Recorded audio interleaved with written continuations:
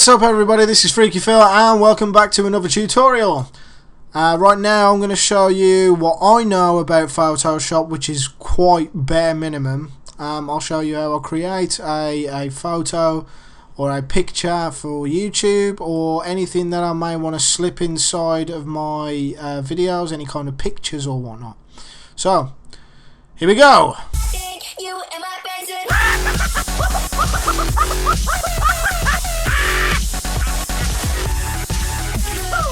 First thing you want to do is acquire yourself a copy of Photoshop. I use Photoshop CS6. I prefer that one. I believe it's the best one in my opinion. And we'll go ahead and open up Photoshop right now. Just so you know, I do have two screens, but when I'm using Photoshop I only choose to keep the one screen going. I don't have them extended, and that's because sometimes it can graphically fuck up, so to speak, and it just won't let you play with it. So, right, you'll start off with something blank like this. It may be different for you, but this is what it is for me. What I always do is the first thing is I click this arrow up here just to make sure I've got my move tool ready and ready to go. Okay, so I've created my own little template because I only really use Photoshop for video editing and for creating thumbnails for YouTube videos. So because of that reason, I have mine set at my screen resolution, which is 1280 by 720p. Now you might have a different screen resolution, so just adjust it to your settings. Okay, just adjust it to your resolution. So what we want to first do is go to File. From File, we'll go to New. And we'll open up that.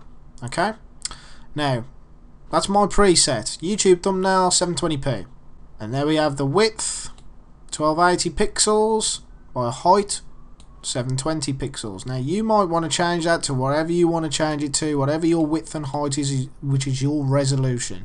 That's going to be the best way forward for you. Okay, resolution 72 pixels slash inch. Color mode RGB color 8-bit, and background contents are going to be transparent. Okay, because everything you're going to throw together, you don't want a background in there. Okay, advanced color profile. Don't color manage this document, and pixel aspect ratio is square pixels. Okay, so once you've set those to anything corresponding to what you're using, which is really, it's only going to be width and height, what you're going to do is go to Save Preset, Preset Name, save it to whatever you want to save the name to. I've set mine to YouTube Thumbnail 720p. You might want to choose the same thing. Have all those ticked and click OK. Then you'll end up with a preset. So every time you click File and New, it should pop up with your last used preset, which mine was YouTube Thumbnail.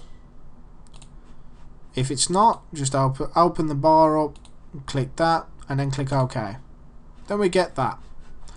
That's our transparent 720p, for my sake, background. Okay?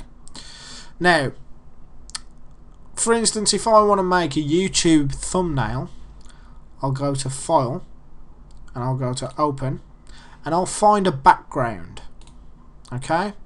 Now, these are backgrounds. Every picture that I've got, I've taken from Google Images and made sure they're non-copywritten, made sure it's okay to use. The images that I've taken from in-game that I've been in myself. Anything that isn't going to get me in trouble. Okay? Which is 99% of everything these days, unless it's from a website that specifically has watermarks on it. Okay? So, for instance, I've got very well organised as far as files, folders, backgrounds, images, video effects and whatnot, and music. So, I've got my own little backgrounds folder. I'll open that up. Let's say let's use a hexagon background. Okay. Now, I'll try my best to try and get 720p backgrounds, just so I don't have to resize, but we'll see what this is. Okay, so you get that in a separate tab. Okay, two separate tabs at the top there. You'll end up on that one once you've selected it. So what I do is I click and hold and drag that tab away a little bit, and it becomes that. Then I click and hold the picture itself and drag that back to my original base. Okay, bring this back in, exit, and there we have it. Okay, but you're probably thinking, well, that's huge. I want to change it. I want to scale it down. Okay, no problem. Press Control and T together. Control and T, and you'll bring up a resizing box. Okay, just resize it to whatever you want to resize it to. I'll make it as small as I possibly can out of screen. Just dragging it back and about if it's still off screen a little bit, and then I'll just drag it to the four corners of my base. Okay, once I've done that, I'll go back to my little arrow in the top left corner and click. It'll say apply the transformation, apply it. Now it's perfect. Okay, then for instance, I've got a little watermark that I created, a little bit more advanced for some people.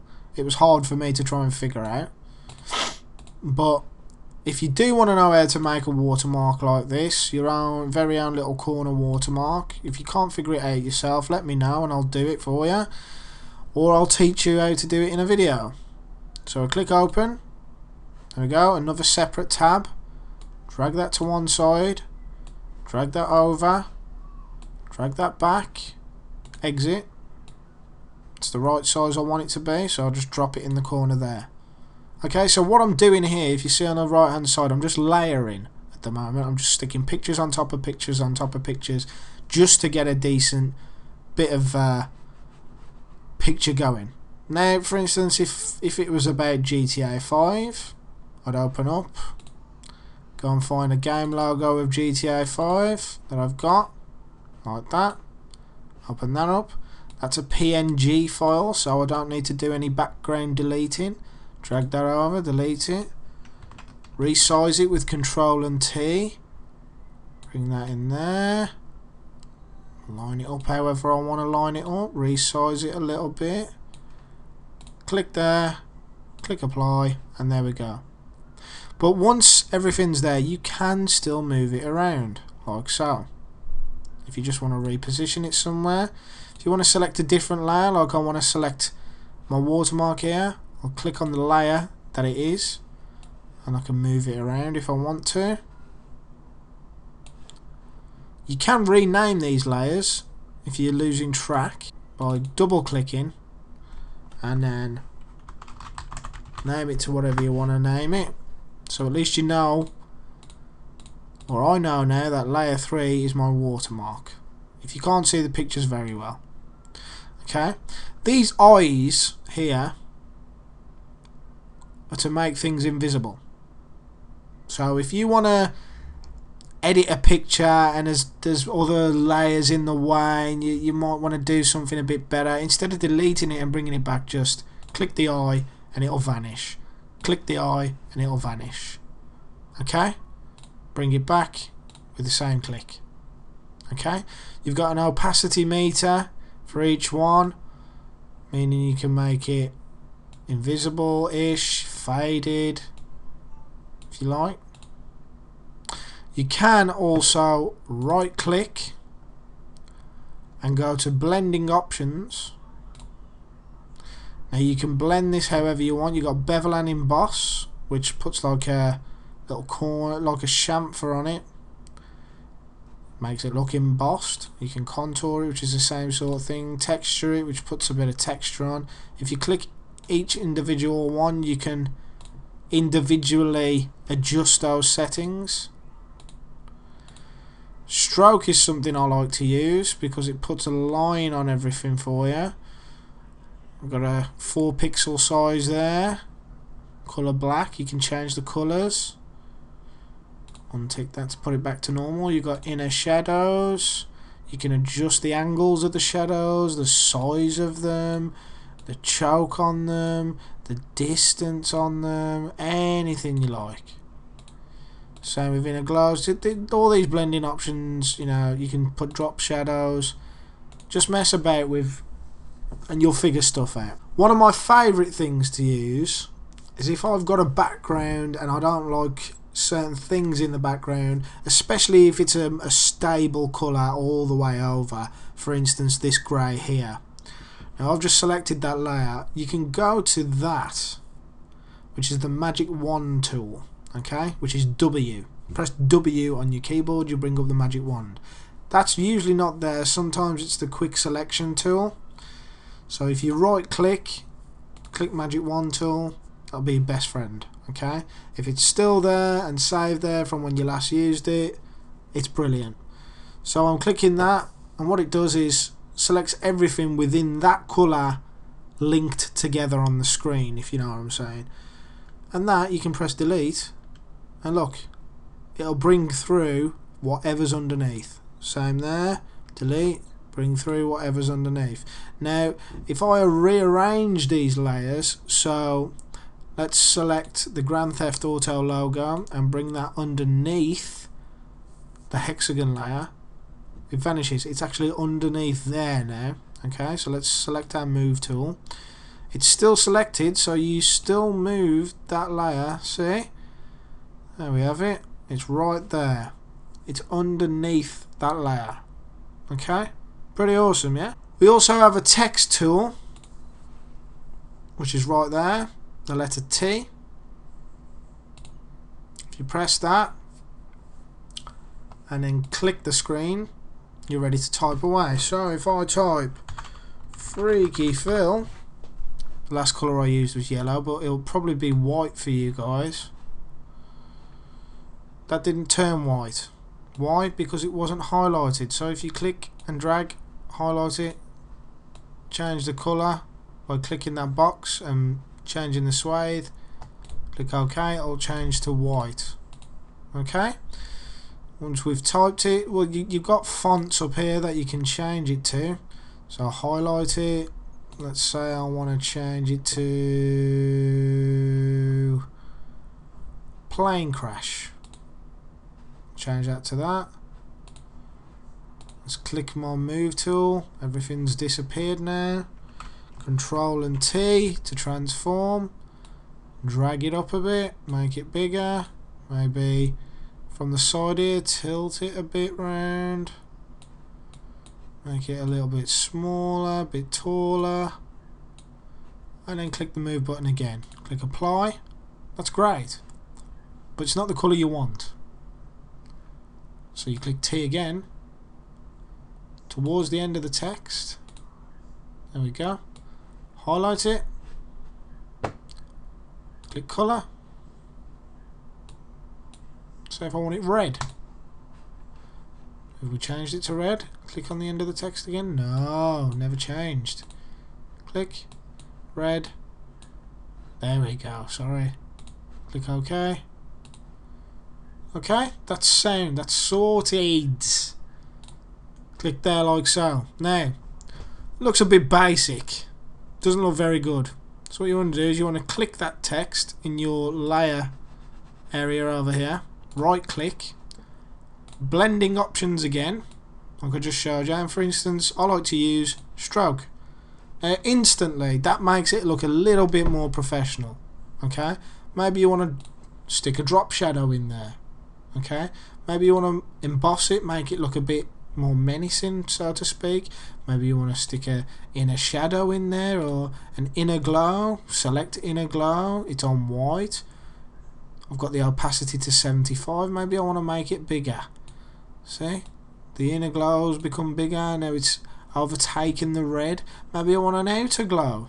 My outer glow's yellow. Maybe I want to change that to green. Click OK. Spread it from 11% to 45%. Size it from 35 to 114. Click OK. You see what I mean? The possibilities are endless with Photoshop. You've also got a eraser tool, which is your letter E on the keyboard. Now, you can't erase text, but you can erase other layers. So with your square brackets, which are usually next to the letter P if you've got a QWERTY keyboard, the one on the left makes it smaller, the one on the right makes it bigger. So I'll make that bigger, smaller, and I'll just go click and hold and whoosh. And then you're thinking, ah, I didn't want to do that. Fuck. Okay, we'll press Control and Z. That takes you a step back. It's Control, Alt and Z to go back and back and back and back and back and back. I think it only saves so many. Epic fuck up from me there. But you got like a little box here as well. You can draw boxes with.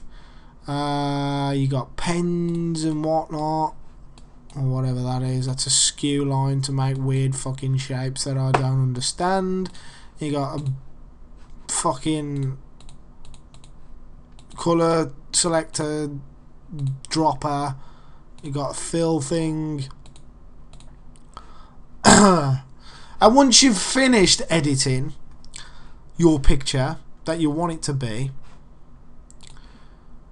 right click on your main base layer and just click flatten image, and that'll put all your pictures together and make them look a little bit smoother. And all you want to do is go to File, Save As, save it as a JPEG because that's the most recognised format on the internet.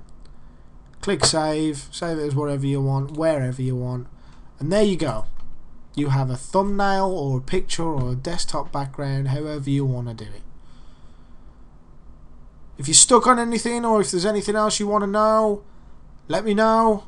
Leave a like, leave a comment, subscribe if you're new, and I'll catch you in the next one. Peace!